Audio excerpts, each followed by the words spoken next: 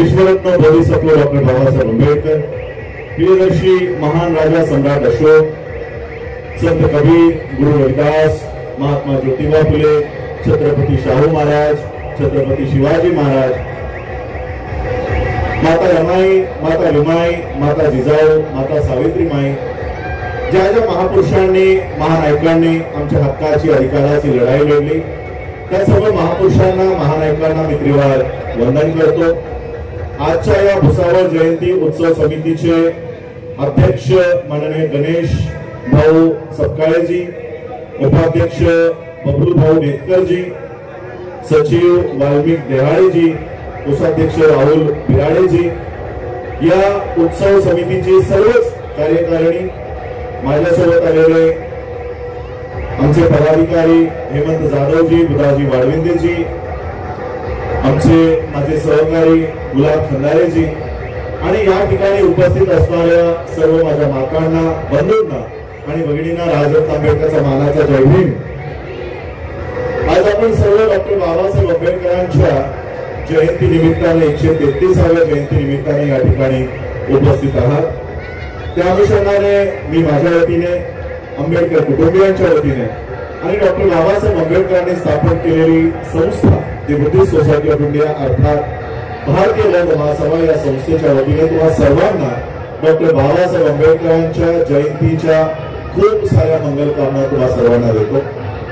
आज बाबासाहेब आंबेडकरांच्या या जयंतीच्या माध्यमातून आपण सर्वांनी मला या ठिकाणी प्रबोधनासाठी बोलावलेला आहे आणि जो विषय मला यापूर्वी देण्यात आलेला आहे तो म्हणजे बाबासाहेब आंबेडकरांचा प्रबुद्ध भारत किंवा भारताचा काय बाबासाहेब आंबेडकरांचा एक संकल्प होता आणि आजची सध्याची स्थिती बघा। आज सध्याची स्थिती आहे, नुकतंच या देशामध्ये लोकसभेचे वारे वाहू लागलेले आहेत, निवडणुका सुरू आहेत।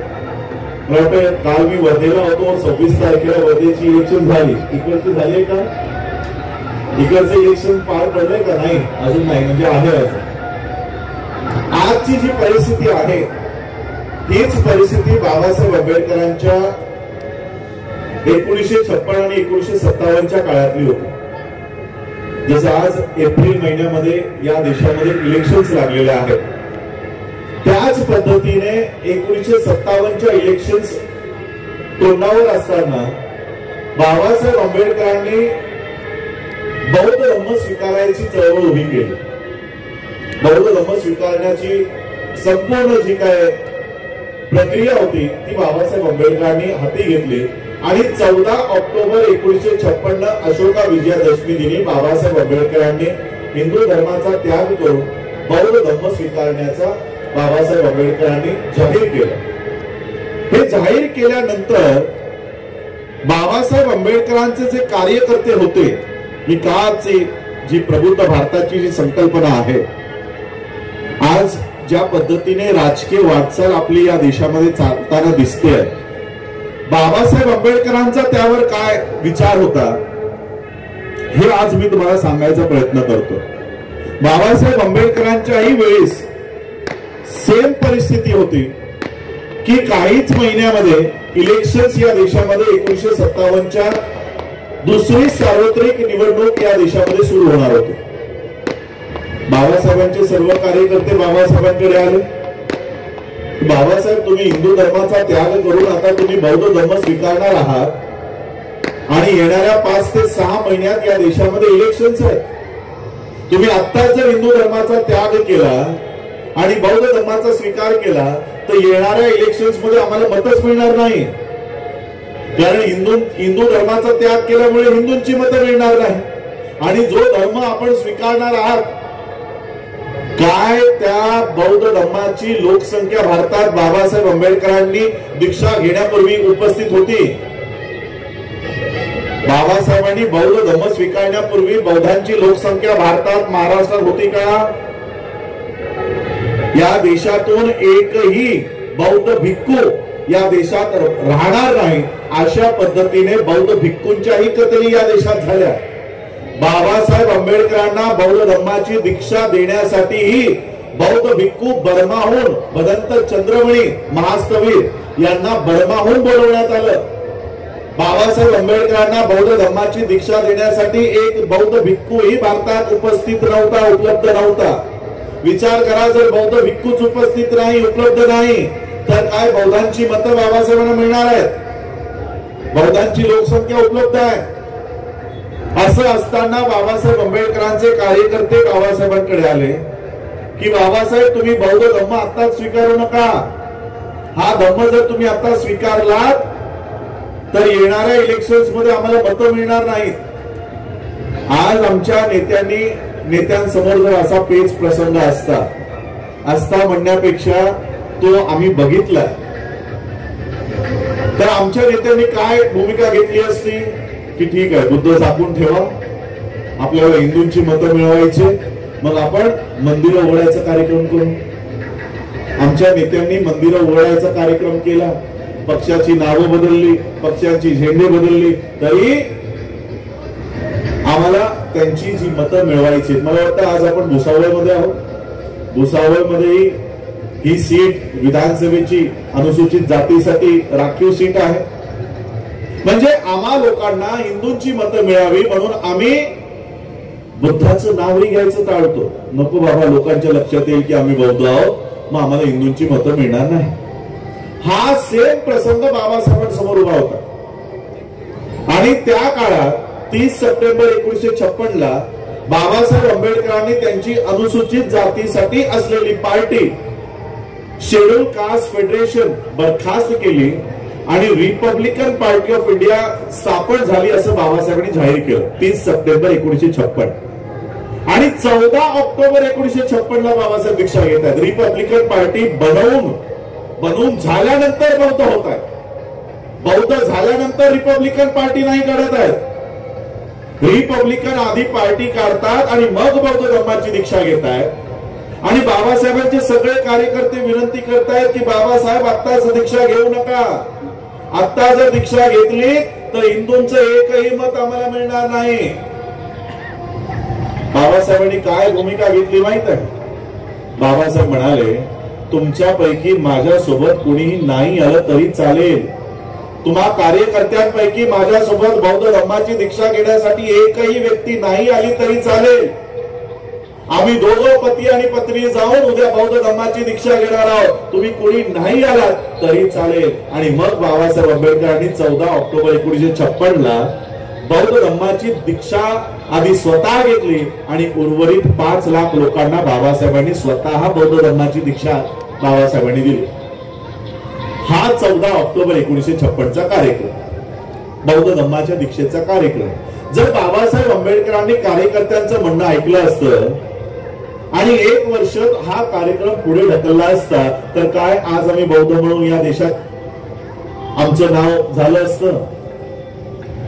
आज आम्ही जी लोक आहोत, आज अनुसूचित जातीची लोक, अनुसूचित जाती, महाराष्ट्राची अनुसूचित जाती SC, ही SC या महाराष्ट्रामध्ये 59 कास्ट त्या SC च्या यादीमध्ये येतात. 59 कास्ट, 59 कास्ट. आणि केवळ कास्टच नाही, जात नाही, त्या प्रत्येक जातीला एक काम निर्धारित करून दिलेलं आहे. तुम्हाला माहितीये महाराजांचं काम काय आहे? तुम्हाला माहितीये का महाराजांचं काम काय आहे? मनुस्मृतीच्या त्या विधानानुसार, त्या संविधानानुसार महाराजांचं काम आहे की गावामध्ये कुठेही जर गुरढोरं मेली तर ती गावातली गुरढोरं ओढत गावाच्या बाहेर न्यायची, त्याचं विल्हेवाट लावायचं, ते काम महाराजांचं. चांभाराचं काम आहे की ते मेलेलं जे जनावर आहे त्या जनावरांचं कातडं सोलायचं, त्याचे चपला बुटं बनवायचं, हे मनुस्मृतीने देऊन ठेवलेलं चांभाराची काम. नाव्याचं काम मनुस्मृतीने देऊन ठेवल्याप्रमाणे केस कापायची काम, जनावरांची केस कापणं, माणसांची केस कापणं, अशा प्रत्येक जातीला मनुस्मृतीने कामं विभागून दिलेली आहे. कामं विभागून दिलेली आहे. आज अनुसूचित जातीमध्ये काही नेते मंडळी विधान परिषदेमध्ये, विधानसभेमध्ये भाषण करतायत की आम्हाला जे काही सगळी प्रगती झाली ती एकाच जातीच्या लोकांची झाली आणि म्हणून आरक्षणामध्ये आता विभाजन असलं पाहिजे. बायफर्केशन इन रिझर्वेशन हा बिल विधान परिषदेमध्ये प्रेझेंट झालेला आहे. महाराष्ट्रामध्ये येणाऱ्या काळात एससी मध्ये एससी ए, एससी बी, एससी सी, एससी डी असे विभाजन महाराष्ट्रामध्ये आता होणार आहे.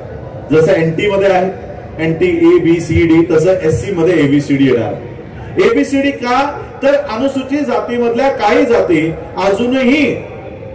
अजूनही पारंपरिक पद्धतीचेच काम करतायत, त्यांची आजही प्रगती झालेली नाही. म्हणून त्यांची मागणी काय आहे की आम्हाला हे आरक्षणाचा लाभच मिळत नाही आणि हा आरक्षण फक्त एकाच जातीची लोक घेतात आणि त्यांचीच प्रगती झाली.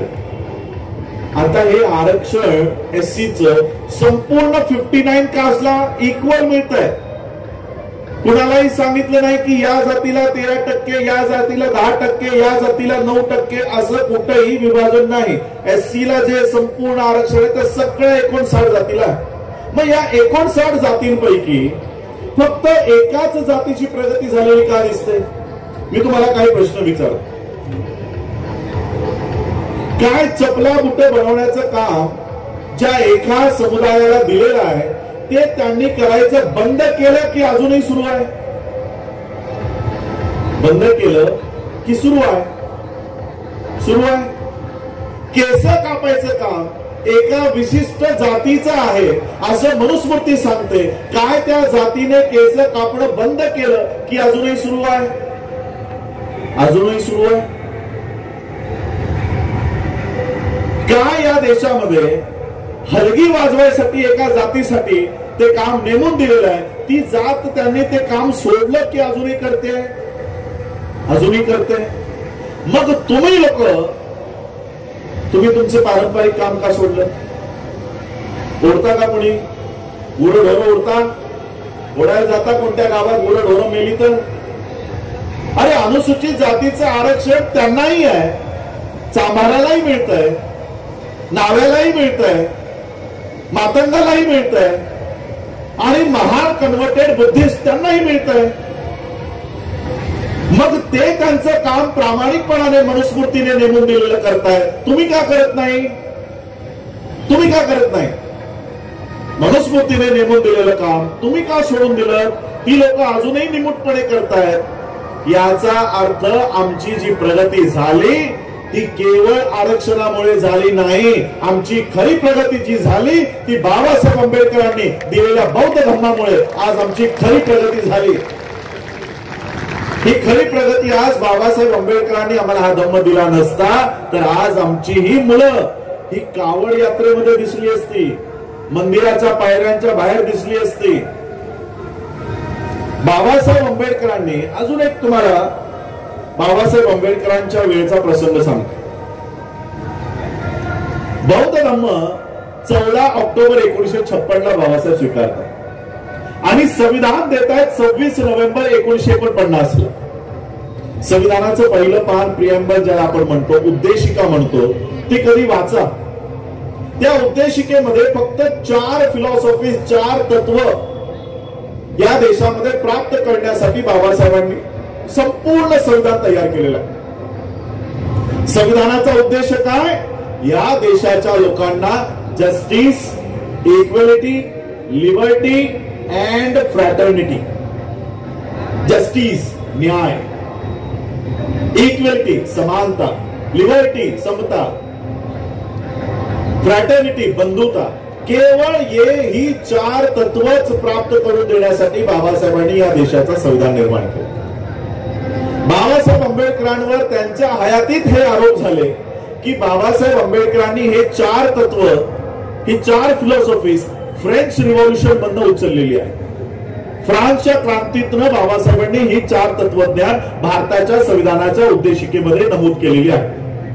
25 नोव्हेंबर 1949 ला संविधान सभेच्या शेवटच्या भाषणात बाबासाहेब म्हणतात की मूर्ख आहेत ती लोक जी माझ्यावर हा आरोप करतात की मी ही 4 तत्वज्ञान मी फ्रेंच रिव्हॉल्युशन मधनं घेतली. मी कसलीही फ्रेंच रिव्हॉल्युशन मधनं ही 4 तत्वज्ञान घेतली नाही. मी बुद्धाच्या जीवनातून ही 4 तत्वज्ञान घेतली आणि संविधानात अंगीकारलेले. या देशाच्या संविधानाचं काम काय आहे? या देशाच्या लोकांना, we the people of India, आम्ही भारताचे लोक, आम्हाला काय प्राप्त करून द्यायचंय? न्याय, समता, समानता आणि बंधुता, समता, स्वातंत्र्य, बंधुता हे प्राप्त करून देण्यासाठी बाबासाहेबांनी बौद्ध तत्वज्ञानावर आधारित असलेला हा संविधान भारताला निर्माण करून दिला. कधी दिला? 26 नोव्हेंबर 1949 लागू झाला 26 जानेवारी 1950 ला. जर बौद्ध तत्वज्ञानावर हा संविधान बाबासाहेबांनी 1950 ला आधीच देऊन टाकलाय, मग 56 ला बौद्ध धम्म स्वीकारायची काय गरज आहे का? या देशात बौद्ध धम्म पसरवण्याचा काम किंवा बुद्धिझमचं या देशात एकमेकांमध्ये मैत्री निर्माण करणं, बंधुता निर्माण करणं, एकमेकांना न्याय देणं हे काम संविधान करणारच आहे. मग नव्यानं बुद्धाचा धम्म स्वीकारायची काय गरज आहे? आणि अशा वेळी ज्यावेळी 6 महिन्यात इलेक्शन्स आहेत, इलेक्शन तोंडावर असताना बाबासाहेब आंबेडकरांना बौद्ध धम्म स्वीकारायची काय गरज आहे? ते त्यांची पार्टी चालवू शकले असते, आमदार खासदार निवडून आणू शकले असते, तरी देखील बाबासाहेबांनी बौद्ध धम्म स्वीकारणं पसंत केलं का?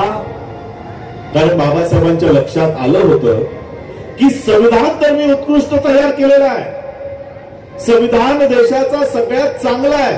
आणि हे मी नाही सांगत आहे, जग आज हे कबूल करत आहे. बराक ओबामा सारखा माणूस, संयुक्त राष्ट्राचा एक्स प्रेसिडेंट, तो हे या देशाचं संविधान रेफर केल्यानंतर म्हणतो की डॉक्टर बाबासाहेब आंबेडकरांसारखी व्यक्ती जर आमच्या देशात निर्माण झाली असती, पैदा झाली असती, तर आम्ही सूर्याचं नाव बदलून त्याला डॉक्टर आंबेडकर असं नाव दिलं असतं. आज अख्खं जग भारताच्या संविधानाचा गौरव करत आहे. या वर्षी नाही, सॉरी, आता आपण 24 मध्ये आलो. 2023 साली G20 होस्ट आपण होतो. G20 भारतामध्ये झाली. त्या G20 ब्रीद वाक्य होतं, वन अर्थ वन फॅमिली. अख्खी पृथ्वी जी आहे ही आम्ही सगळे एक कुटुंब आहोत, अशा पद्धतीचं ब्रीद वाक्य त्या G20 होतं.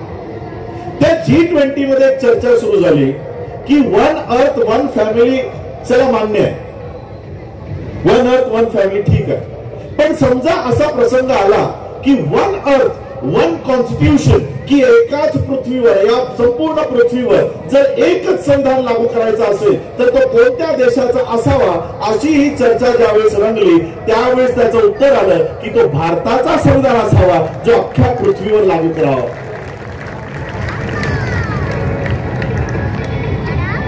एकीकडे संपूर्ण जग भारताच्या संविधानाला त्याचा गौरव करतं, एकीकडे अख्खं जग भारताच्या संविधानाचा गौरव करतंय, आणि भारतातली लोक कंपॅरेटिव्हली अनंत हेगडे, तुमची अजून एक गोपीनाथ मुंडेंची ती काय मुलगी का कोण आहे, काय नाव, पंकजा मुंडे, ऐकले त्यांची भाषण, काय म्हणताय, हमको 400 पार जाना है. 400 पार क्यों जाना है? तो संविधान बदलायचं. त्यांना संविधान बदलण्यासाठी संसदेत जायचंय, तुमची समस्या सोडवण्यासाठी नाही. बाबासाहेब बौद्ध धम्म का देऊन गेले माहित आहे?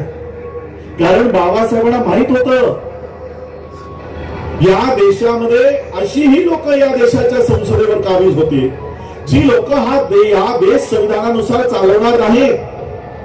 आणि म्हणून बाबासाहेबांनी संविधान देताना, संविधानाचा प्रसंग मी सांगणार नाही की किती बाबासाहेब आंबेडकरांना संघर्ष करावा लागला त्या संविधान सभेत जाण्यासाठी. 2 वर्ष 11 महिने 18 दिवस स्वतःची शारीरिक परिस्थिती नसतानाही बाबासाहेब आंबेडकरांनी या देशाचा नाही जगातलं उत्कृष्ट संविधान बाबासाहेब आंबेडकरांनी या देशाला निर्माण करून दिला.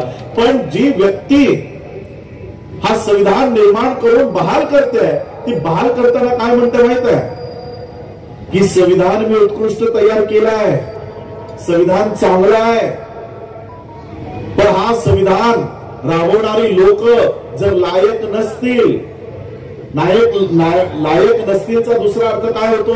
कोण असतील? नालायक असतील.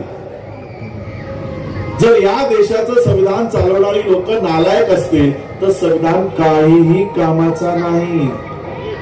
संविधान उत्कृष्ट आहे, पण त्याला राबवणारी लोक ती जर लायक नसतील तर संविधान काही कामाचं नाही. 5 डिसेंबर 1956 रात्रीच्या 2 वाजेपर्यंत बाबासाहेब काहीतरी काम करत बसले होते. माहिती काय करत होते? शेवटच्या काही श्वासांपूर्वी नानकचंद रत्तू बाबासाहेब आंबेडकरांचे शेवटच्या श्वासापर्यंत सोबती होते.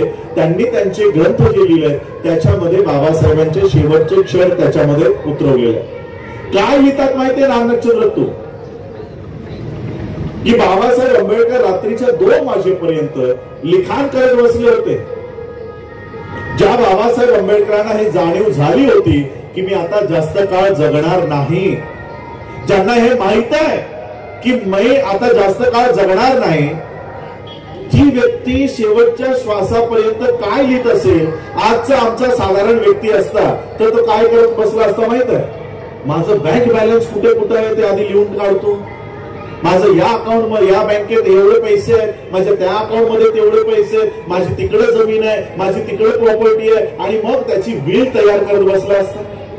आजचा एखादा कोण साधारण माणूस असता तर तो त्याच्या शेवटच्या श्वासापर्यंत त्याच्या जीवनातली सगळी कमाई त्याचं विल्हेवाट लावत बसला असता. बाबासाहेब काय करत बसले होते माहित आहे?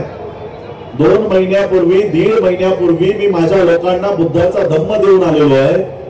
माझ्या गेल्यानंतर माझ्या पश्चात माझ्या लोकांनी हा धम्म व्यवस्थित अंगीकारला पाहिजे, हा धम्म व्यवस्थित चालवला पाहिजे. म्हणून बाबासाहेब आंबेडकर बुद्ध आणि त्यांचा धम्म हा ग्रंथ पूर्ण करत बसले होते की माझ्या नंतर हा धम्म तुम्ही व्यवस्थित अंगीकारा, व्यवस्थित चालवा. म्हणून शेवटच्या श्वासापर्यंत तुमच्यासाठी लिखाण करत बसले होते.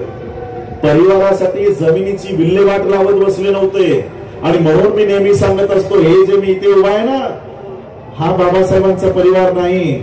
हा जो माझ्या समोर इथे बसलाय हा बाबासाहेबांचा खरा परिवार आहे. आम्ही केवळ रक्ताचे वारसदार आहोत, रक्ताचे नातेवाईक आहोत.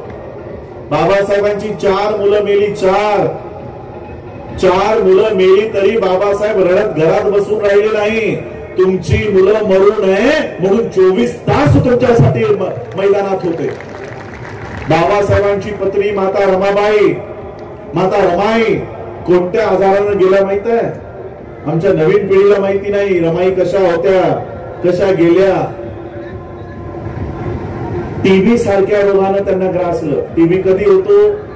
जेव्हा 2 वेळचं पौष्टिक अन्न एखाद्या व्यक्तीला मिळत नाही त्यावेळेस टीबी सारखा रोग होतो. आमचा परिवार 5 लोकांचा परिवार, रमाई लक्ष्मीबाई, मुकुंद आणि यशवंत आणि Babasaheb head of the family, हा एवढाच परिवार. घरामध्ये ह्या 4 लोकांसाठी फक्त 2 भाकऱ्या बनायचे, फक्त 2 भाकऱ्या. बाबासाहेब कधी घरी नसायचे. आणि त्या 2 भाकऱ्यांमध्ये रमाबाई लक्ष्मीबाई 1 भाकरीमध्ये, मुकुंद आणि यशवंत 1 भाकरीमध्ये. त्यातही कधी कधी लक्ष्मीबाई रमाबाई उपाशी राहून त्या मुलांचं पोट भरायचं काम करायचे. पण बाबासाहेब आंबेडकर स्वतःच्या घरात चूल जळत नाही म्हणून घरात बसून राहिले नाही. तुमची चूल जळावी म्हणून 24 तास तुमच्यासाठी काम करत होते. आणि म्हणून मी नेहमी सांगत असतो की मी हा जो इथे उभा आहे, आम्ही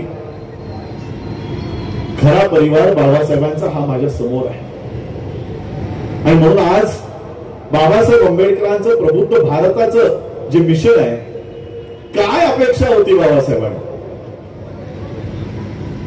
का बाबासाहेब त्यांचं राजकीय कार्यकिर्द पणाला लावून बुद्धाचा धम्म तुम्हाला का देऊन गेले? सांगितलं की का संविधान दिल्यानंतरही बुद्धाचा धम्म तुम्हाला का देत आहे? कारण बाबासाहेबांना हे कळलं होतं की या देशामध्ये कदाचित अशीही लोक प्रस्थापित होतील जो हा देश संविधानानुसार चालवणार नाही. आणि मग मी माझ्या लोकांना ज्या मनूच्या कायद्यातून बाहेर काढलंय 2,500 वर्षाच्या गुलामीतून मी ज्या माझ्या समाजाला बाहेर काढलं, उद्या जर पुन्हा ही लोक त्या व्यवस्थेत गेली तर यांना बाहेर काढायला कोण येणार आहे? कोणी येणार नाही. कोणती व्यवस्थेतून बाहेर काढले माहितीये बाबासाहेब तुम्हाला? आज ही लोक संविधान हटवण्याच्या बाता का करतायत? असा कोणता आर्टिकल आहे या देशातल्या संविधानातल्या 395 आर्टिकल पैकी या देशाच्या प्रधानमंत्र्याला काम करण्यापासून कोणता आर्टिकल रोखतो? मला कोणी कॉन्स्टिट्युशनलिस्टने सांगावं की हा आर्टिकल या देशाच्या प्रधानमंत्र्याला काम करू देत नाही. एकही आर्टिकल या देशाच्या प्रधानमंत्र्याला, या राज्याच्या किंवा प्रत्येक राज्याच्या मुख्यमंत्र्याला, या कोणत्याही जिल्ह्याच्या डिस्ट्रिक्ट कलेक्टरला कोणताही आर्टिकल काम करायपासून थांबवत नाही. अख्खी संसद तुमच्या हातात, अख्खं पार्लमेंट, अख्खं राज्यसभा तुमच्या हातात, अख्खी न्याय व्यवस्था तुमच्या हातात, अख्खा मीडिया तुमच्या हातात, तरी तुम्हाला संविधान हटवायचं आहे. असं काय आहे? असं काय देऊन गेले बाबासाहेब की एवढी मोठी यंत्रणा त्या 395 कलमांच्या एवढ्या ग्रंथाच्या मागे लागली? ते हटवण्यासाठी 18 तास काम करतात. असं काय आहे? त्यात 100 पाणी 200 पाणी ग्रंथामध्ये असं बाबासाहेब काय देऊन गेले? मी बाबासाहेब काय देऊन गेलेत ना त्याची ताकद तुम्हाला सांगतो. संविधान लागू होण्यापूर्वी म्हणजे 26 नोव्हेंबर 1949 पूर्वी, 26 जानेवारी 1949 पूर्वी या देशावर मनूचं राज्य होतं. संविधानाचं एज आता आपण या वर्षी 2024 साली 75वा वर्धापन दिन आपण या देशाच्या संविधानाचा साजरा करणार आहोत. 75 इयर्स. मला प्रामाणिकपणाने सांगा, काय 26 जानेवारी 1950 ला ज्या दिवशी हा संविधान लागू झाला त्याच दिवशी आम्हाला नोकऱ्या मिळाल्या का? त्याच दिवशी आमचे graduate, post graduate, doctorate, IAS, IPS, engineers तयार झाले का? म्हणजे आम्हाला या संविधानाचा वापर करण्यासाठी जवळपास 10 ते 15 वर्ष गेली असतील. तर मग 26 जानेवारी 1950 पासून आम्हाला शिक्षणाचे दरवाजे खुले झाले असतील, नोकऱ्याच्या संध्या उपलब्ध झाल्या असतील. मग हळूहळू आम्ही त्याच्यामध्ये शिरकाव केला. आमच्या रिझर्व्ह सीट्सवर आम्ही गेलो. म्हणजे आमच्यासाठी, बौद्धांसाठी, SC साठी हा संविधान हार्डली 60 वर्षाचा आहे. वरचे 15 वर्ष सोडून द्या. आणि सरकारी नोकरीतली सेकंड जनरेशन आता पाय उतार होते. काय ठिकाणी तर पहिलीच जनरेशन पाय उतार होते. सेकंड जनरेशन आता त्या सीटवर जाणार. तेवढ्यात देशाच्या फायनान्स मिनिस्टरांनी देशाच्या संसदेत उभं राहून भाषण केलं आणि सांगितलं की आम्ही या देशामध्ये टप्प्याटप्प्यानं सगळ्या सरकारी यंत्रणा, सगळ्या सरकारी संस्थांना आम्ही विकणार आहोत. आम्हा लोकांना त्याचा अर्थ कळला नाही. विकणार आहोत म्हणजे काहीतरी विकणार असते, काहीतरी बंद पडलेली गाडी असेल का बिल्डिंग असेल, काहीतरी विकणार असते. सरकारी संस्थानं विकणार म्हणजे काय? जिथे तुमच्या नोकऱ्या आहेत, SCच्या रिझर्व्ह सीट्स आहेत, तुमचे मॅनेजर्स आहेत, तुमचे क्लास 1 ऑफिसर आहेत, तुमचे क्लास 2 एम्प्लॉईज आहेत, तुमचे क्लास 3 क्लास 4 आहेत, जिथे सरकारी नोकऱ्यांवर जाऊन ते 7th पेचा पे स्केल घेतायत, अशा सगळ्या यंत्रणा आम्ही विकणार आहोत. त्याचं कामकाज सुरूही झालं. एअर इंडिया, सरकारी एव्हिएशन मिनिस्ट्री विकून टाकली. NHAI, national highway authority of India, disinvestment झालं. इंडियन रेल्वेज आज सगळा स्टाफ कॉन्ट्रॅक्ट बेसिसवर आहे. सगळे सरकारी यंत्रणा हे 90% आज प्रायव्हेट झालेले आहे. Education policy, new education policy private प्लेयर्सना खुली केली. आर्टिकल 21C भारताच्या संविधानाचा सांगतो या देशाची शिक्षणाची जबाबदारी ही प्रत्येक राज्याची राहील. शिक्षण देण्याचं काम कुणाचं आहे? या महाराष्ट्राच्या मुख्यमंत्र्याचं आहे. पण आता हे काम कोण करतंय माहित आहे? अडाणीची लॉर्ड माउंट, अंबानी, नीतू अंबानीची Zee Litera, Ryan International, Cambridge, Poddar, या सगळ्या प्रायव्हेट एज्युकेशन इन्स्टिट्यूट्स आहेत. सगळं प्रायव्हेट. संविधान काय सांगतो की शिक्षण फक्त राज्यानेच द्यायचं, इतरांनी द्यायचं नाही. इतरांनी त्याच्या डवळाडवळ करायची नाही. शिक्षण फक्त राज्याची जबाबदारी राहील. राज्य सांगतो आम्ही शिक्षण देणार नाही. आम्ही जिथे शिक्षण देऊ तिथून आमची मुलं कधीहीच घडणार नाही. झेडपीची शाळेतली शिक्षक एकही शाळेत नाही, एकही शाळेमध्ये नाही. सरकारी शाळेमध्ये शिक्षण शून्य आहे. सरकारी शाळेमध्ये शाळेचे शिक्षक कुठे आहेत? मतदार याद्या, वोटिंगचे इलेक्शन ड्युट्या, हे संपलं की आधी पोलिओ डोस पाजायचे, झाडांची गणना, जनावरांची गणना, हे सगळं काम त्यांना देऊन ठेवलं. आर्टिकल 21C संपला. ही सगळी लोक, ही संविधान तसंही त्यांनी एक एक आर्टिकल संपवलाय. ही संविधानाच्या मागे का लागली? बाबासाहेब आंबेडकरांचा काळ, जन्म, त्यांचा वडिलांचा जन्म, त्यांच्या आजोबांचा जन्म हा मनुस्मृतीच्या काळात गेला. संविधान किती वर्षाचं? 75 वर्षाचं. मनुस्मृती किती वर्षाची? 2500 वर्षाची. मनुस्मृतीचं राज्य या देशावर किती वर्ष राहिलं? 2500.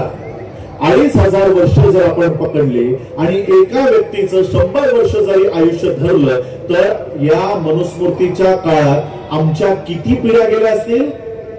25. तुम्हाला 4 पिढ्यांच्या वर आठवत नसेल. खापर पंजोबाचं नाव सांगा. आहे कुणाला माहिती? तुमचा पणजोबा, खापर पणजोबा, आजोबा हे सगळे मनुस्मृतीच्या कायद्यामध्ये जगत होते, मनुस्मृतीच्या कायद्यात वावरत होते. संविधानाच्या कायद्यात आमची ही पहिली जनरेशन, आमच्या वडिलांची जनरेशन, आणि आता आम्ही जस्ट एंट्री केली आहे या संविधानाच्या कायद्यात वावरण्यासाठी. ही आमची लहान लहान मुलं आता जस्ट या संविधानाच्या कायद्यात येत आहेत.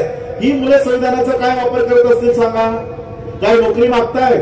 काय स्कॉलरशिप मागतायत? अजून या मुलांनी संविधानाचा वापरही सुरू केला नाही. त्याच्या पूर्वीच काय म्हणताय? आम्हाला संविधान हटवायचं आहे. कितवी जनरेशन आहे ही? 3rd generation. आम्ही 2nd जनरेशन. मनुस्मृतीमध्ये 25 जनरेशन आमच्या पिढीत गेल्या ना.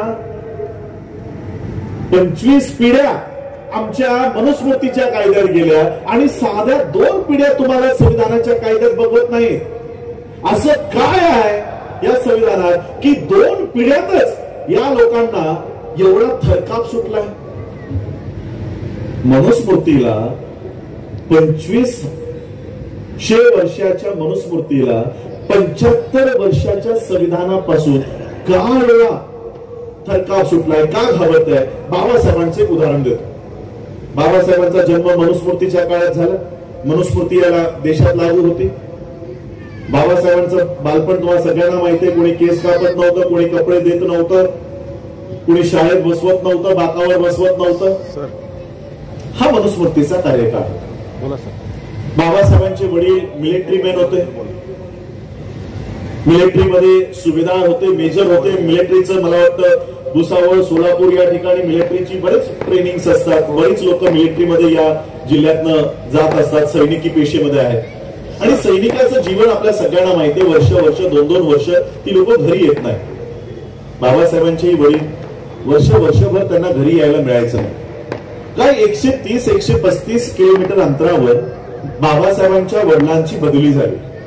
वडिलांना वाटलं अरे मी आता घरापासून जरा जवळ आलोय, मुलांकडे तर मी जाऊ शकत नाही. मुलं पण आता मोठी झाली. बाबासाहेब मला वाटतं त्यावेळी 7वी मध्ये आले होते, 7वी कक्षेमध्ये आले होते. आणि मग वडिलांनी पत्र लिहिलं की तुमच्या शाळांना जर सुट्ट्या पडल्या असतील तर मला भेटायला का येत नाही? मी आता घरापासून जरा जवळच माझी पोस्टिंग झालेली आहे, बदली झालेली आहे. मला भेटायला येत असताना ही फलाना ट्रेन पकडा, या स्टेशनला उतरा, मी तुम्हाला घ्यायला कोणाला तरी पाठवून देईन. तुम्ही कोणत्या तारखेला येणार हे मला तार करून पाठवा, म्हणजे मी त्या व्यक्तीला किती पाठवेन. ही तार बाबासाहेबांना मिळाली. बाबासाहेबांचं लहानपणचं नाव भिवा. बाबासाहेबांना ही तार मिळाली. बाबासाहेब खुश झाले. बाबासाहेब, त्यांचे मोठे बंधू आनंदराव आणि बहिणींची मुलं अशा या 4 मुलांनी ठरवलं की आपण बाबांना भेटायला जायचं. रामजी बाबांना बाबासाहेबांनी पत्र पाठवलं, तार केली की आम्ही या तारखेला ठरल्याप्रमाणे ही ट्रेन पकडू आणि ठरल्याप्रमाणे ज्या स्टेशनला उतरायचं त्या स्टेशनला आम्ही उतरू. आता ही तार बाबासाहेबांनी पाठवल्यानंतर ही तार बाबासाहेबांच्या वडिलांच्या ऑफिसला आली आणि ज्या व्यक्तीला ही तार मिळाली त्या व्यक्तीने ही तार रामजी बाबांना दिलीच नाही. आता वडिलांना माहिती नाही मुलं कधी येणार. मुलं ठरल्याप्रमाणे त्यांनी ट्रेन पकडली, ज्या स्टेशनला उतरायला सांगितलं त्या स्टेशनला उतरली आणि ही 4 मुलं आपल्या वडिलांची वाट बघतायत किंवा त्यांच्या वडिलांकडे कुणाला तरी पाठवतील असं वाट बघतायत. आणि वडिलांना माहिती नाही की मुलं आली. ट्रेन येऊन निघून गेली, सगळी लोक आपापल्या दिशेने निघून गेली आणि ही मुलं वाट बघतात की आम्हाला घ्यायला कोणीतरी ये. स्टेशन मास्तराने बघितलं की मुलं जरा चांगल्या घरचे दिसतात, शुभ चांगली कपडे घातली होती. तो स्टेशन मास्तर मुलांकडे आला, विचारलं काय रे, कुठे जायचंय तुम्हा लोकांना घ्यायला कोणी आलं नाही का? मुलांनी सांगितलं आमचे वडील इथे सुभेदार आहेत, मेजर आहेत, या पत्त्यावर आम्हाला जायचं. कदाचित आमची तार आमच्या वडिलांना मिळाली नसावी म्हणून त्यांनी आम्हाला घ्यायला कोणाला पाठवलं नाही, आम्हाला या पत्त्यावर जायची व्यवस्था करा. आणि त्या स्टेशन मास्तरने जवळच उभा असलेला टांगा बैलगाडी त्याला बोलावलं आणि सांगितलं की या मुलांना या पत्त्यावर सोडून या, मोठ्या अधिकाऱ्याची मुलं दिसतात. आणि मग त्या टांगेवाल्याने प्रत्येक मुलांना गाडीत बसायचं आमंत्रण दिलं, गाडीत बसायला सांगितलं. सगळी मुलं पटापटा गाडीमध्ये बसली आणि ती गाडी बाबासाहेब आंबेडकरांच्या वडिलांच्या हेडक्वार्टरच्या दिशेने निघाल्यानंतर तो गाडीवाला मुलांशी गप्पा मारायला. कोणत्या गावात आला, वडील काय काम करतात, तुमची नावं काय, तुमची जात कोणती. आणि जसंही जातीबद्दल त्या गाडीवाल्याच्या लक्षात आलं त्याने गाडी थांबवली आणि या मुलांना शिव्या देऊन खाली उतरायला सांगितलं. मुलं खाली उतरली. बाबासाहेबांकडे जास्तचे पैसे होते. बाबासाहेबांनी सांगितले हे पैसे घ्या पण आम्हाला आमच्या स्थानापर्यंत सोडा.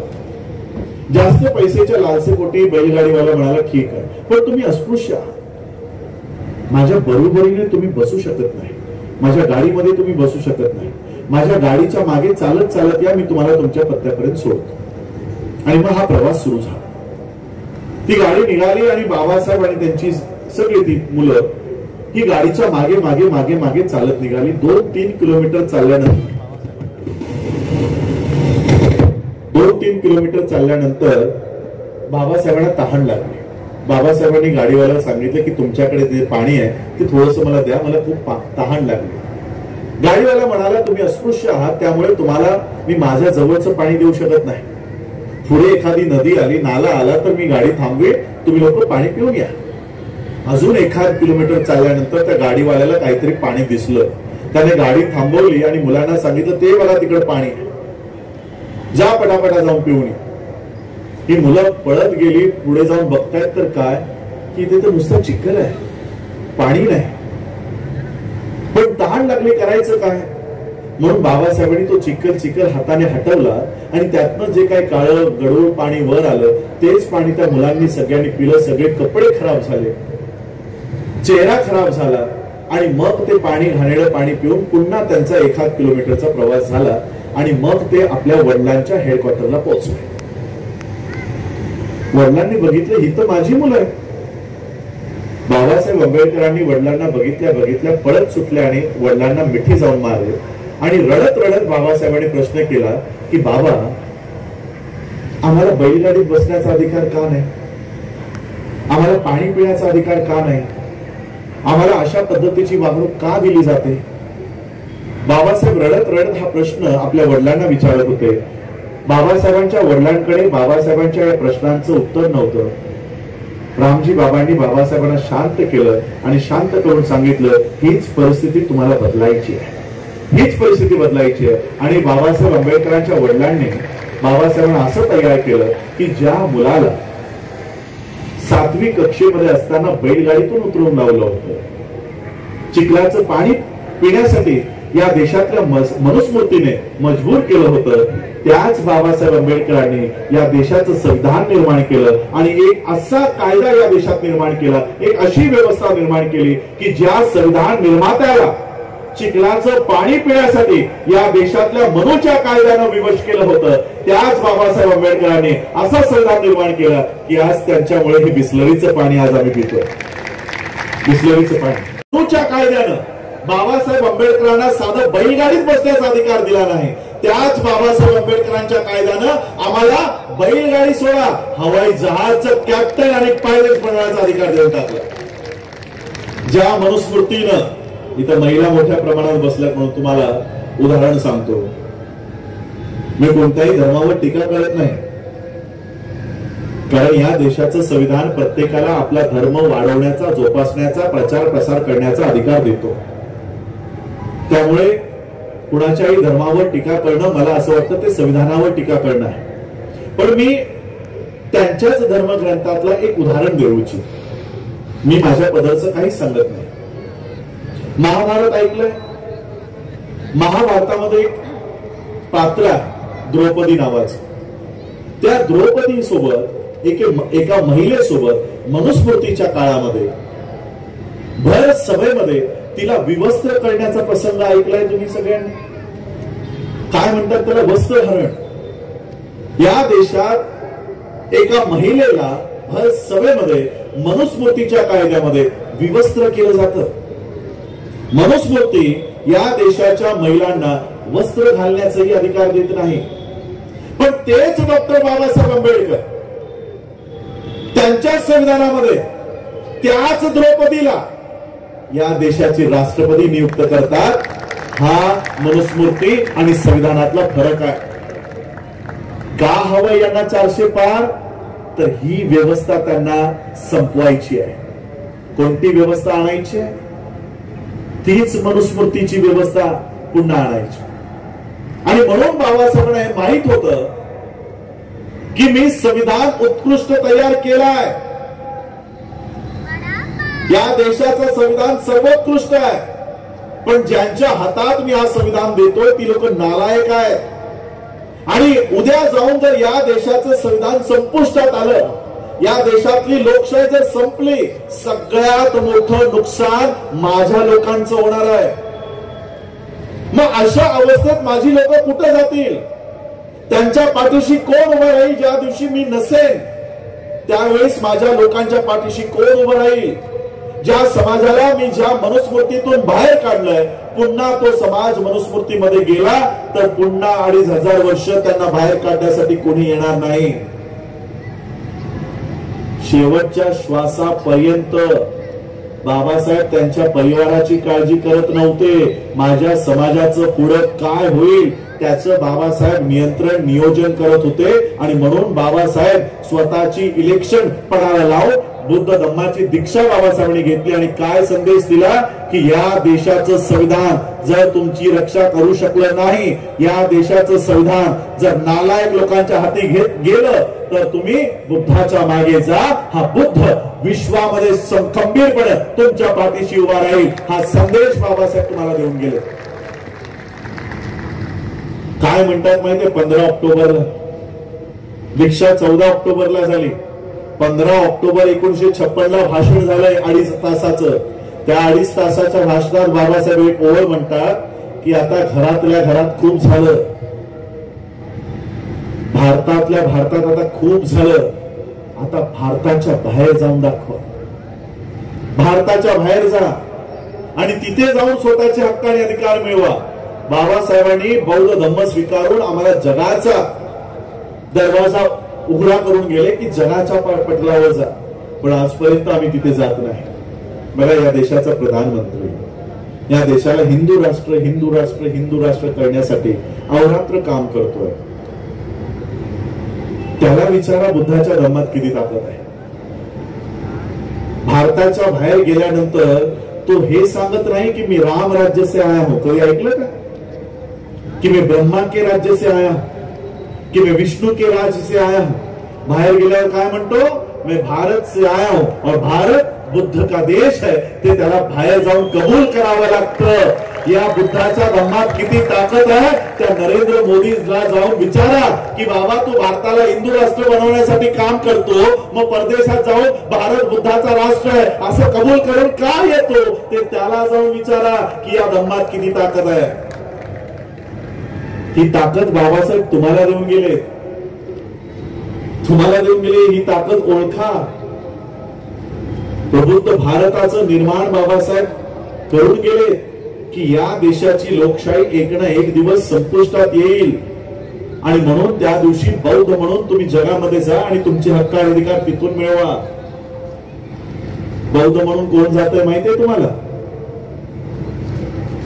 तुमच्या मोबाईल्स मध्ये गुगल असतं, त्या गुगल मध्ये टाईप करा I am Buddha. I am Buddha म्हणजे मराठीत काय म्हणून त्याला? मी बौद्ध आहे. हेच आहे ना ट्रान्सलेशन. आय एम बुद्धा, मी बौद्ध आहे. मग जगासमोर मी बौद्ध आहे, मी बौद्ध आहे असं कोण ओढून ओढून सांगतोय? जरा चेक करा, त्यांची नावं बघा, माझ्याकडे आहे, इंटरनेट असेल चालू. कोण जगामध्ये जाऊन ओरडून ओरडून भारतातली लोक सांगतात की मी बौद्ध आहे आणि आम्ही इथे काय सांगायला सांगतायत? जनगणना आली, महार लिया, मातंग लिया, चांभार लिया, ढोर लिया, आरक्षण जाईल, सीटा कमी होतील, बजेट कमी होईल, एमपीस कमी होतील, एमएलए कमी होतील म्हणून आम्ही लाईन लावून लावून महार बनतोय. आम्हाला I am Mahar, I am Matang, I am Chambhar, I am Dhor. म्हणजे जी या देशातली खरी बौद्ध आहेत त्यांना जातीची लेबल लावून ठेवली आणि जी लोक या देशामध्ये बौद्ध धर्माचे विरोधक आहेत, आय एम बुद्धा फाउंडेशन त्याची वेबसाईट आणि वेबसाईटवर या दोघांची फोटो येतात. ही दोघं आहेत पल्लवी जोशी आणि विवेक अग्निहोत्री. हे ब्राह्मण जगामध्ये जाऊन ओरडून ओरडून सांगतायत आय एम बुद्धा, आम्ही बौद्ध आहोत. आणि यांची कार्यक्रम बघा कुठे लागलेले आहेत? Nehru Centre London, Fitzwilliam College Cambridge, Oxford University, Imperial College London, Glasgow Scotland England, Birmingham Community England, parliament of UK, युकेचा पार्लमेंट, त्यानंतर Berlin, Frankfurt, Hamburg, Netherland, human rights commission, Hague. जगातल्या सगळ्या प्रगत देशामध्ये जाऊन ओरडून ओरडून सांगतायत आय एम बुद्धा. आणि आम्हाला सांगतायत गर्व से कहो हम हिंदू है. इथे सांगतात गर्व से कहो हम हिंदू है आणि तिथे जाऊन सांगतात आम्ही बौद्ध आहोत. काय म्हणाली नीतू अंबानी मागच्या 6 महिन्यापूर्वी? I came from the land of Buddha. आणि इथं जय श्रीराम, इथे जय श्रीराम म्हणते, तिथे जाऊन म्हणते I came from the land of Buddha. ही ताकद बाबासाहेब तुमच्या हातात देऊन गेले. आम्ही तिथे जाऊन सांगायला पाहिजे की आम्ही बौद्ध आहोत. आम्ही इथे काय करतोय? मी अध्यक्ष का तू अध्यक्ष? आमचं इथे भांडण आहे. आम्ही इथे म्हणतो मी अध्यक्ष का तू अध्यक्ष, ते तिथे जाऊन सगळ्या बौद्ध धर्माचा मैदा ब्राह्मणी व्यवस्थेकडे वळवतात. अजून एक माहिती देतो तुम्हाला. बौद्ध भिक्खू बद्दल मी म्हणालो की बौद्ध भिक्खू सापडत नव्हते बाबासाहेबांच्या धम्मदीक्षेसाठी. आज देशामध्ये कोणता असा बौद्ध भिक्खू आहे माहित आहे जो जगामध्ये नावाजला गेलाय? गुगल करा अ monk who became chief minister. Monk हा शब्द बौद्ध धर्मामध्ये भंतेजींना वापरला जातो.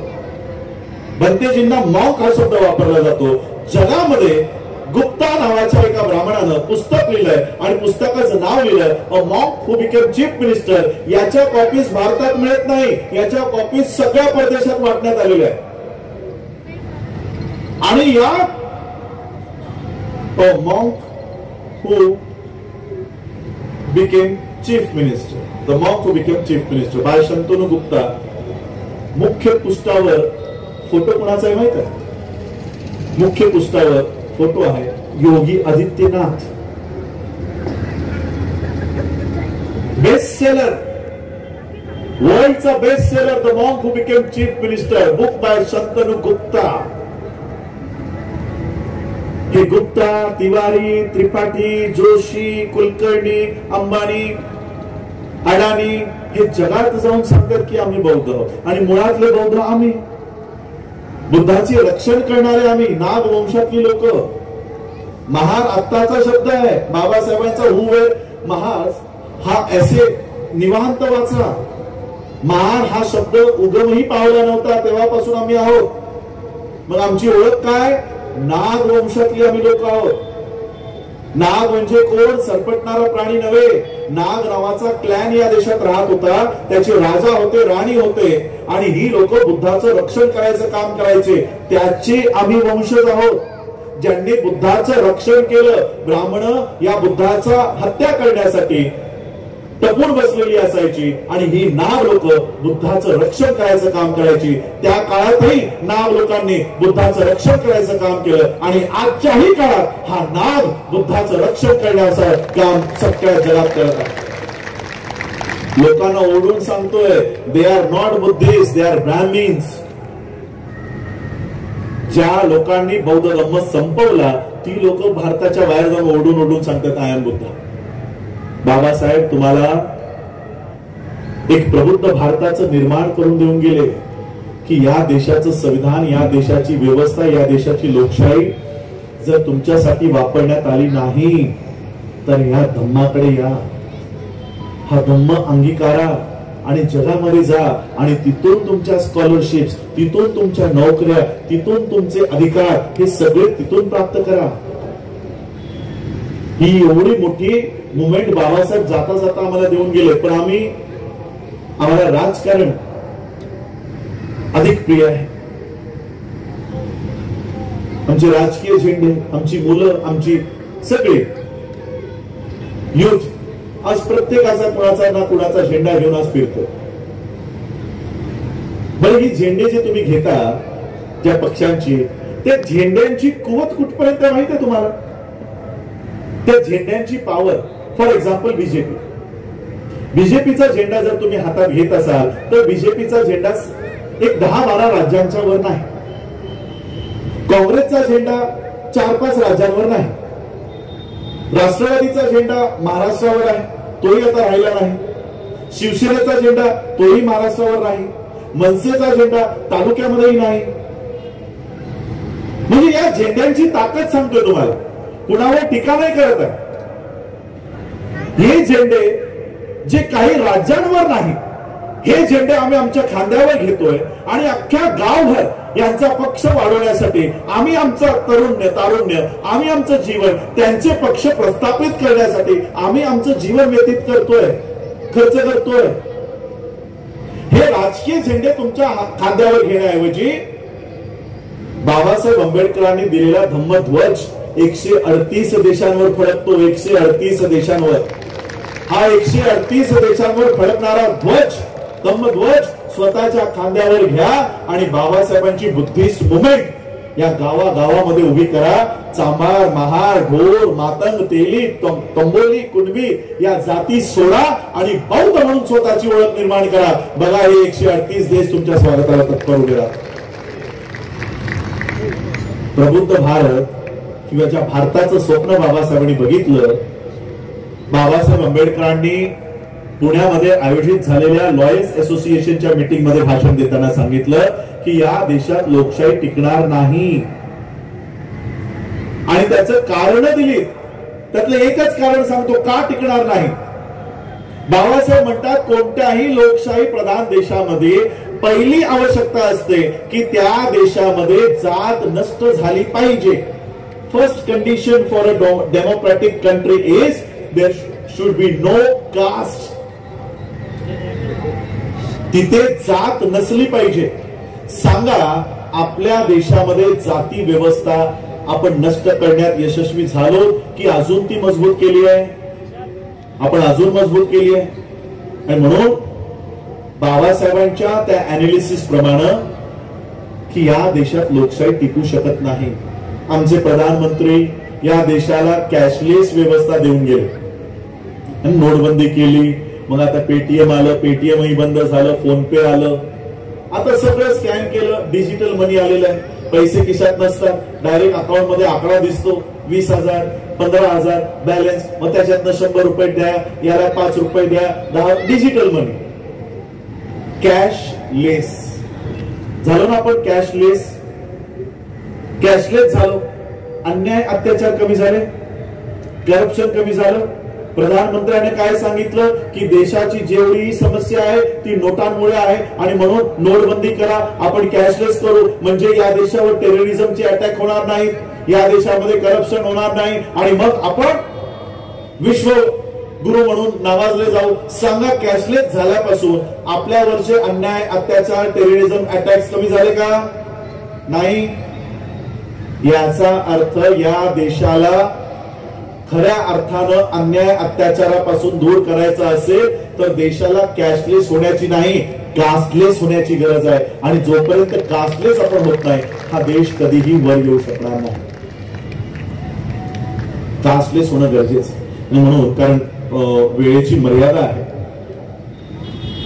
मी पुन्हा संविधानावर येतो की का हे संविधान त्यांना नको आहे, का नको आहे, असं काय आहे या संविधानामध्ये? 26 नोव्हेंबर 1949 ला बाबासाहेब संविधान त्यांनी संविधान सभेमध्ये दिलं. 25 नोव्हेंबरला शेवटचं भाषण झालं आणि मग बाबासाहेब दिल्लीच्या अलीपूर रोडच्या त्यांच्या बंगल्यावर गेले.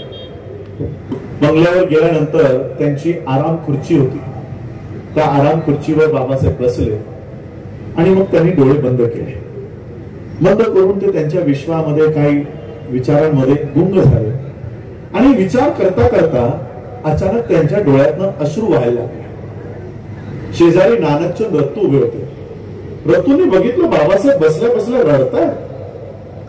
आता त्यांना कसं उठवावं आणि कसं विचारावं की बाबासाहेब तुम्ही का रडता? त्यांची हिंमत होईना, धाडस होईना. म्हणून त्यांनी एक युक्ती केली. बाबासाहेबांच्या पायाजवळ बसले आणि पाय चेपत चेपत बाबासाहेबांना प्रश्न केला की बाबा साहब, किस बात का दुख है आपको? हिंदी समजेल ना? अच्छे दिन आएंगे, अच्छे दिन आएंगे, एवढी हिंदी समजता तर माझी हिंदी नक्कीच समजेल. रत्तूंनी प्रश्न केला, बाबा साहब आप क्यों रो रहे हो? किस बात का दुख है आपको? अभी आप भारत को एक अच्छी व्यवस्था देकर आए हो, एक अच्छा संविधान देकर आए हो, फिर किस बात का दुख है आपको? का रडता तुम्ही? बाबासाहेबांनी डोळे उघडले. डोळे उघडून बाबासाहेब रत्तूला म्हणाले, रत्तू आज मुझे मेरे बेटे की याद आ गई. मेरा बेटा राजरत्न, हा राजरत्न नावाचा बाबासाहेबांचा मुलगा होता. 2.5 वर्षाचा हा झाला असताना याला डबल निमोनिया झाला आणि त्यावेळेस मनुस्मृती सांगितली त्याप्रमाणे डबल निमोनिया झाल्यानंतरही बाबासाहेबांकडे पैसे असतानाही कोणीही डॉक्टर त्या मुलाला हात लावायला तयार नाही. अस्पृश्याचं पोट, कोणताही डॉक्टर, कोणतीही नर्स त्या मुलाला हात लावायला तयार नाही. ते मूल घरातच तापानं फणफणत पडलं. आता किती दिवस त्या मुलाकडं असंच बसून राहावं म्हणून बाबासाहेबांनी त्यांच्या कामाला जाणं त्यांनी सुरू केलं. मुंबई हायकोर्टाच्या जे काही केसेस बाबासाहेब बघत होते त्या केसेसला जाणं बाबासाहेबांनी सुरू केलं. एके दिवशी हायकोर्टात गेल्यानंतर माता रमाईंनी बघितलं की राजरत्नाचा ताप वाढत चाललाय. माता रमाईंनी बाबासाहेबांच्या कार्यकर्त्याला निरोप दिला की बाबासाहेब जिथे कुठे असतील त्यांना ताबडतोब घरी घेऊन या. हा कार्यकर्ता हायकोर्टात पोहोचला. हायकोर्टात जाऊन त्यांनी बाबासाहेबांना निरोप दिला की बाबासाहेब, माता रमाईंनी तुम्हाला ताबडतोब घरी बोलावलंय. बाबासाहेबांच्या लक्षात आलं की मी तापानं फणफणत असलेला मुलगा घरी सोडून आलोय, नक्कीच त्याच्यासोबत काहीतरी बरं वाईट झालं असेल. बाबासाहेबांनी सगळी कामं सोडली, हायकोर्टाच्या दारातून टांगा केला आणि बाबासाहेब ज्या चाळीत राहत होते त्या चाळीच्या दाराशी येऊन हा टांगा थांबला बाबासाहेब पळत पळत आपल्या घरामध्ये गेले. 10 बाय 10ची बाबासाहेबांची खोली. त्या खोलीत बाबासाहेबांनी प्रवेश करताच त्या मुलाला, राजरत्नाला आपल्या कुशीत उचललं, कुशीत घेतलं आणि त्याच्याशी बोलू लागले, गप्पा मारू लागले, त्याच्याशी प्रेम करू लागले, लाड करू लागले. आणि मग थोड्या वेळात लक्षात आलं, मुलगा तर कधीच गेलाय, मुलगा तर मेलाय. आणि मग बाबासाहेब ओक्सा फोक्शी रडू लागले, भिंतीला डोकं आपटून आपटून रडत होते. सगळे कार्यकर्ते त्यांना सुचेना की बाबासाहेबांना शांत कसं करावं, कारण त्या अवस्थेत बाबासाहेबांना कुणीच बघितलेलं नव्हतं. बाबासाहेबांचा लहानपणचा मित्र मालू हा पुढे आला, बाबासाहेबांना शांत केलं. शांत केल्यानंतर मालूने प्रश्न केला की बाबासाहेब, आता मुलाच्या शरीरावर अंत्यविधी केला पाहिजे. त्या मुलाचा शेवटचा अधिकार असतो की बापाच्या पैशातनं शेवटचा कापड त्याच्या शरीरावर टाकायचा असतो. तो त्याचा शेवटचा अधिकार आहे. तो त्याचा शेवटचा कपडा आणण्यासाठी पैसे द्या. बाबासाहेबांनी खिशात हात घातला आणि बघितलं खिशात एकही रुपया नाही. आणि मग पुन्हा बाबासाहेब, शांत झालेले बाबासाहेब पुन्हा ढसा रडायला लागले. त्यांच्या परिस्थितीवर ते रडायला लागले. शेजारी माता रमाई उभ्या होत्या. रमाईंच्या लक्षात आलं या रडण्यामागचं कारण वेगळं आहे. माता रमाईंच्या लक्षात आलं की बाबासाहेबांच्या खिशामध्ये राजरत्नाच्या शरीरावर, शवावर कफन टाकण्यासाठी हे पैसे नाही आहेत. माता रमाईंनी अंगावरची साडी फाडली आणि त्या राजरत्नाच्या शरीरावर कफन म्हणून टाकले. आणि मग हे दोघं पती पत्नी, माता रमाई, बाबासाहेब, त्या राजरत्नाचा अंत्यविधी करून आले. ही गोष्ट बाबासाहेब आंबेडकरांना संविधान दिल्यानंतर आठवली आणि तेच आठवून बाबासाहेब रडत बसले. रत्तू विचारतात, बाबासाहेब आप क्यों रो रहे हो? बाबासाहेब तुम्ही का रडता? बाबासाहेब उत्तर दिले,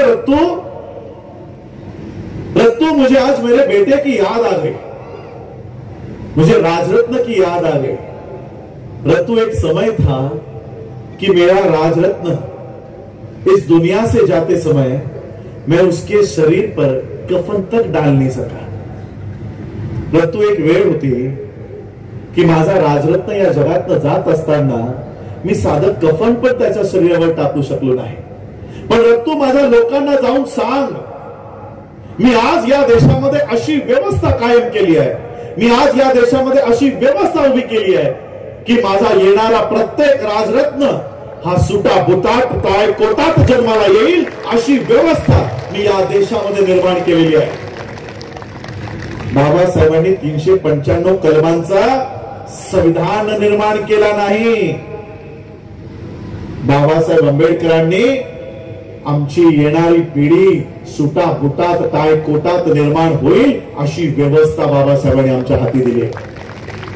हे जी लोक म्हणतायत कि हमारा 400 पार जाना है क्योंकि संविधान बदलना है, त्यांना संविधान नाही बदलायचं आहे, त्यांना तुमची सुटा बुटातली, टाय कोटातली व्यवस्था बदलायची. ज्या दिवशी आज तुम्ही बाबासाहेबांची जयंती इथे साजरी करायला आला, 14 एप्रिलला साजरी केली. खरी जयंती 14 एप्रिलला नाही यावर्षी. खरी जयंती या स्टेजवरनं नाही होणार आहे.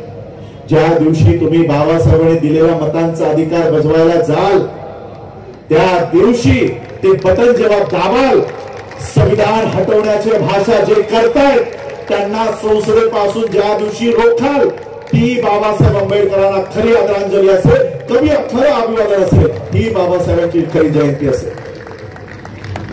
त्यावेळेस मात्र चुकू नका.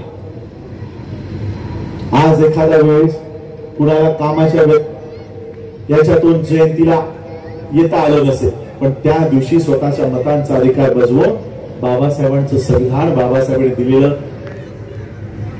जी व्यवस्था ती कायम राहण्यासाठी, ती कायम ठेवण्यासाठी आपण सगळ्यांनी बाबासाहेबांनी दिलेला मतांचा अधिकार बजवा. मी कोणत्याही पक्षाचा एकाही रुपयाचा सदस्य नाही. मी कोणत्याही पक्षाचा प्रचारही करत नाही. आणि जी धर्मांध शक्ती असते त्या शक्तींना रोखण्यासाठी आम्हा सगळ्यांना एकत्रित येऊन यावेळेस कोणत्याही पक्षामध्ये इलेक्शन्स होत नाही. या देशाची लढाई काँग्रेस वर्सेस बीजेपी मुळातच नाही. गांधी वर्सेस मोदी देशामध्ये लढाई सुरू नाही. या देशामध्ये काँग्रेस बीजेपीची लढाई सुरू नाही. देशाची खरी लढाई बाबासाहेबांनी ओळखली आणि ती आम्हाला सांगून गेलेली आहे. बाबासाहेब म्हणतात, history of India is nothing but battle between Buddhism and Brahmanism. या देशाची लढाई दुसरी तिसरी काही नसून बौद्ध धर्म आणि ब्राह्मणी धर्म यातला संघर्ष आहे. आणि म्हणून आम्हाला बौद्ध धर्माच्या बाजूने जो बौद्ध धर्मावर आधारित असलेला संविधान आहे तो टिकवण्यासाठी आम्हा सगळ्यांना एकत्रित एकवटलं पाहिजे. जात धर्म पक्ष झेंडे नेते हे सगळं बाजूला ठेवून आम्हाला या वर्षी संविधान वर्सेस मनुस्मृती अशी या देशामध्ये इलेक्शन सुरू आहे. आम्हाला निवडायचं आहे मनुस्मृती की संविधान. बस याच्या दोघांमध्ये इलेक्शन म्हणजे काय? इलेक्ट करायचं. या दोघांमधनं पसंती द्यायची. कोणाला पसंती? मनुस्मृतीला पसंती द्यायची की संविधानाला पसंती द्यायची? या देशाचा होम मिनिस्टर दिल्लीमध्ये भाषण करताना इलेक्शनच्या प्रचारात म्हणतो की त्यांच्या पक्षाचं बटन इतक्या जोरात दाबा की मुसलमानांना करंट लागला पाहिजे. कोण म्हणतंय? Home minister. ज्या व्यक्तीची जबाबदारी भारतातल्या प्रत्येक नागरिकाची सुरक्षा करणं आहे तो माणूस म्हणतोय की बटन एवढे जोरात दाबा की मुसलमानांचा मृत्यू झाला पाहिजे. गृहमंत्रीचं भाषण आहे, ऑन रेकॉर्ड भाषण आहे. आम्ही बौद्ध धर्माचे लोक आहोत. हिंसा सम्राट अशोकाने जी तलवार म्यान केली आहे तेव्हापासून आम्ही ती हिंसा सोडून दिलेली आहे. पण लक्षात ठेवा, आम्ही तलवार फक्त म्यान केलेली आहे. तलवार जवळच आहे, ती टाकून दिलेली नाही. फक्त ती तलवार सम्राट अशोकाने म्यान केलेली आहे, ती आमच्या जवळच आहे. 1818 सारखा प्रसंग पुन्हा भारताला बघायचा नसेल तर मनूच्या लोकांनी पेळावळांनी उड्या मारणं बंद केलं पाहिजे. तुम्ही संसदेत बहुमतात असाल, तुम्ही राज्यसभेत बहुमतात असाल, तुम्ही सुप्रीम कोर्टात बहुमतात असाल, तुम्ही मीडियामध्ये बहुमतात असाल, तुम्ही प्रशासनामध्ये बहुमतात असाल. लक्षात ठेवा, देशात बहुसंख्येमध्ये आम्ही आहोत आणि आम्हाला सगळे लोक उतरवायची गरजही नाही. फक्त 500 लोक काय करू शकतात याचं जिवंत उदाहरण अहमदनगर जिल्ह्यामध्ये भीमा कोरेगावच्या स्तंभाच्या रूपामध्ये आजही जिवंत उभा आहे. ज्यांना मनुस्मृती लागू करायची आहे त्यांनी एकदा जाऊन मनुस्मृतीच्या पिल्लावळांनी भीमा कोरेगावचा स्तंभ मागच्या बाजूने बघावा आणि त्याच्यावरची नावं वाचावी. नावं रामनाथ, मालनाथ, सिद्धनाथ ही सगळी नाग लोकांची लोक अजूनही भारतात आहेत, महाराष्ट्रात आहेत आणि ती आम्ही आहोत. आम्ही आता बौद्ध आहोत. आम्हाला पुन्हा आमच्या नावासमोर नाग लावण्यासाठी मजबूर करू नका. आणि म्हणून आज बौद्ध धम्म आम्ही स्वीकारल्यामुळे कुणाचा तरी मृत्यू व्हावा अशी अपेक्षा कामना आम्ही कधीही करणार नाही. भवतु सब्ब मंगलम हे आम्हाला शिकवलं जातं. म्हणून बटन असं दाबा की कुणाचा मृत्यू होईल असं मी कधीही सांगणार नाही. पण नेमकं जो होम मिनिस्टर म्हणालाय त्याच धर्तीवर मी सांगू इच्छितो की या इलेक्शन्स मध्ये ज्या दिवशी तुम्ही बटन दाबायला जाल तर ते बटन असं बटन दाबा की या होम मिनिस्टरला करंट, मानसिक करंट नक्की लागला पाहिजे असं बटन नक्की दाबा. आणि म्हणून आम्हा लोकांना बाबासाहेबांनी दिलेलं संविधान, लोकशाही ही आम्हाला जिवंत ठेवणं आज गरजेचं आहे. कारण या लोकशाहीमुळेच आज आमची प्रगती झाली. या धर्मामुळे आज आमची प्रगती झाली. या संविधानामुळे आज आमची प्रगती झाली. हा संविधान अजून आम्ही पूर्णपणे वापरलाही नाही.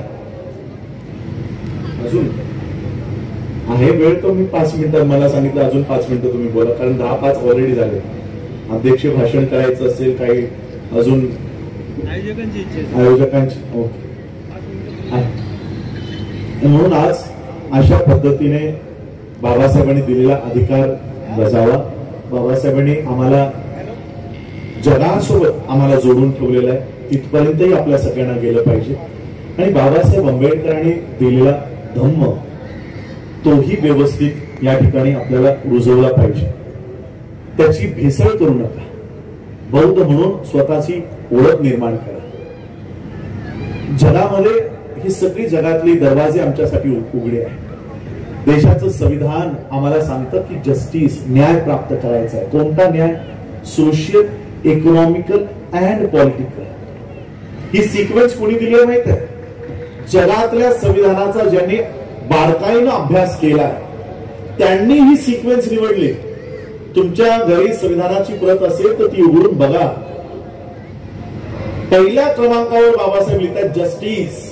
Which justice? Social justice, economical justice and political justice.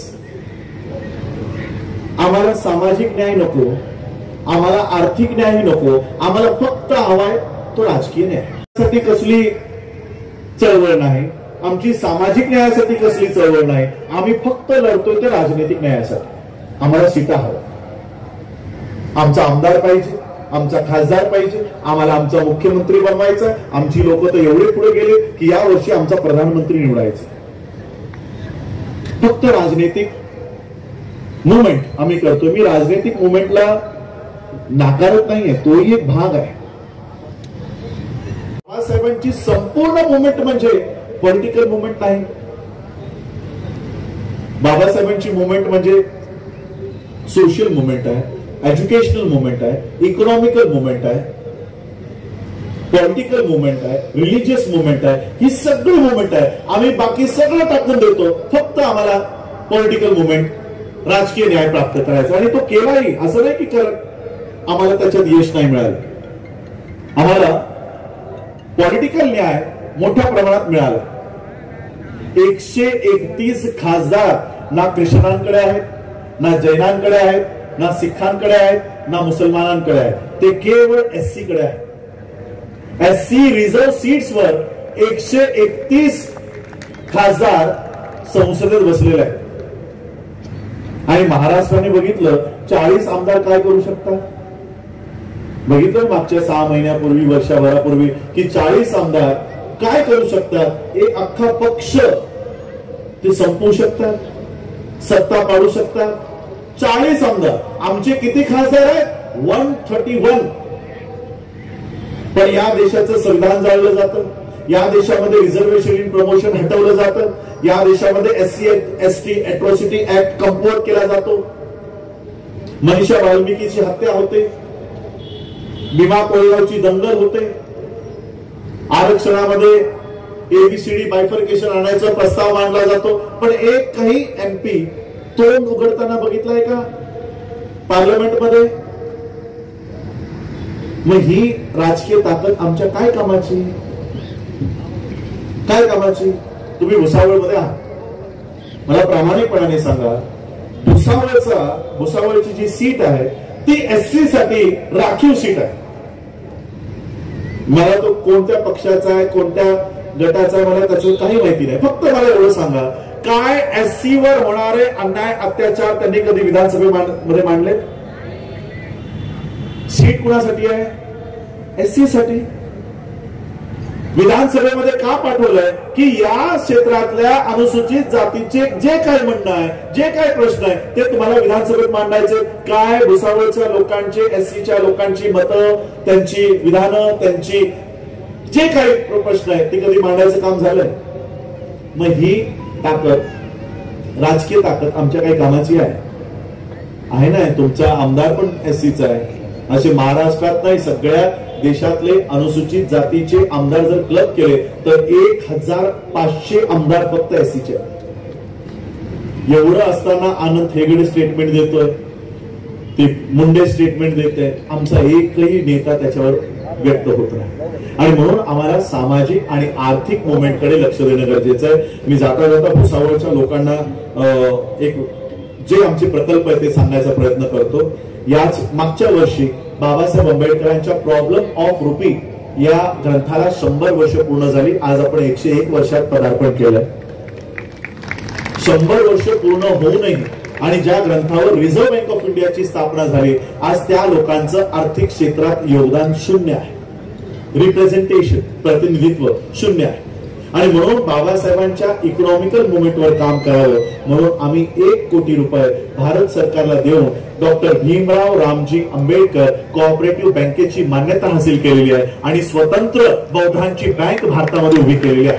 मी तुम्हा भुसावळच्या लोकांना विनंती करू इच्छितो की आम्ही ही बँक भुसावळमध्ये उभी करायची आहे आणि भुसावळमध्ये येत असताना इकडचा प्रबंधक, इकडचा रजिस्ट्रार यांच्या कंडिशन्स आहेत की जोपर्यंत 4000 लोकांची यादी आम्हाला देत नाही तोपर्यंत आम्ही तुम्हाला ही बँक भुसावळमध्ये उभं करण्याची परवानगी देणार नाही. आणि म्हणून मी तुम्हा लोकांना विनंती करीन की 4000 लोक शेअर होल्डर्स या बँकेचे होतील अशा पद्धतीची यादी मला द्या, जेणेकरून ही बँक मी तुम्हाला या भुसावळसाठी देईन. एवढंच सांगतो आणि थांबतो. जय भीम, नमो बुद्धाय.